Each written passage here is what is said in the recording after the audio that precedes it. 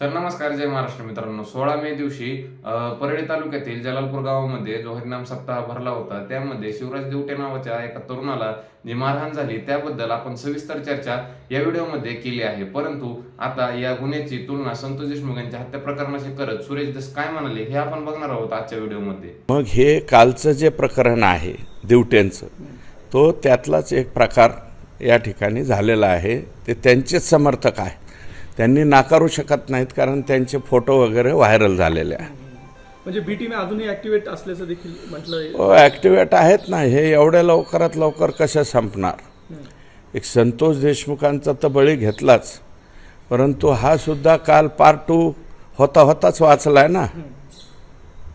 काय झालं म्हणजे काय राहिलं आता? ते त्या लेकराच्या अंगावरती कुठंतरी जागा शिल्लक आहे का? किती मारलंय आणि किती चुकीच्या पद्धतीने.